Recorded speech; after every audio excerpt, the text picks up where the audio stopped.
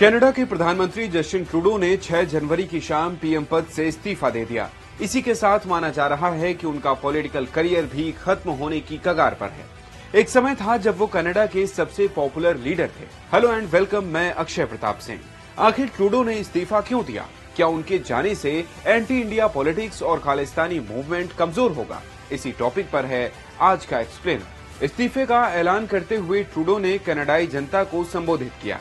मैंने liberal party के अध्यक्ष से नए नेता का चुनाव शुरू करने को कहा है। अगर मुझे घर में लड़ाई लड़नी पड़ेगी तो आने वाले चुनाव में मैं सबसे बेहतर ऑप्शन नहीं बन पाऊंगा।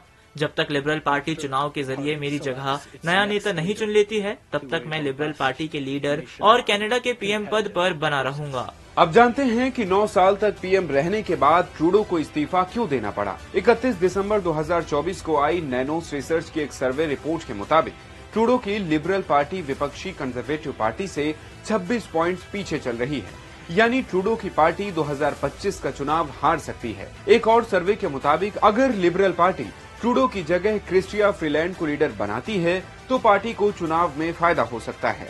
क्रिस्टिया ने 16 दिसंबर को डिप्टी पीएम पद से इस्तीफा दिया था। दूसरा कारण ये है कि लिबरल पार्टी कनाडाई संसद में कमजोर पड़ चुकी है। यहाँ सरकार चलाने के लिए 338 में से 170 सीटों का होना जरूरी है, लेकिन लिबरल पार्टी के पास 153 सांसद ही हैं। सहयोगी न्यू डेमोक्रेटिक पार्टी यानी एनडीपी ने पिछले साल सितंबर में सरकार से समर्थन वापस ले लिया, जिसके बाद अलगाववादी ब्लॉक क्यूबेकॉइस के सपोर्ट से ट्रूडो की सरकार फ्लोर टेस्ट पास कर पाई।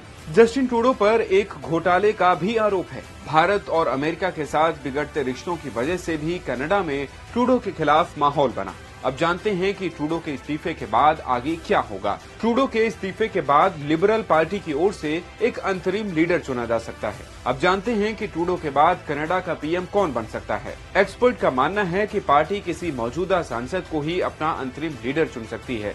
CSIS के मुताबिक बैंकर रहे मार्क कार्नी, डिप्टी पीएम रही क्रिस्टिया फ्रीलैंड, विदेश मंत्री मेलानी जोली और वित्त मंत्री डोमिनिक लेब्लॉन्ग पीएम बनने की रेस में हैं। अब जानते हैं कि ट्रूडो के इस्तीफा देने के बाद कनाडा में भारत विरोधी राजनीति और खालिस्तानी आंदोलन पर क्या असर होगा। JNU के रिटायर्ड प्रोफेसर और विदेश मामलों की जानकार AK पाशा के मुताबिक कनाडा में अगली सरकार कंजर्वेटिव्स की बनने जा रही है, जिससे कनाडा में भारत विरोधी राजनीति और खालिस्तानी आंदोलन में कमी आएगी, लेकिन ये पूरी तरह से खत्म नहीं होगा। चर्चा है कि चुनावों के बाद कंजर्वेटिव पार्टी के नेता पियरे पोलिवरे कनाडा के नए पीएम बन सकते हैं। आज के एक्सप्लेनर में इतना ही।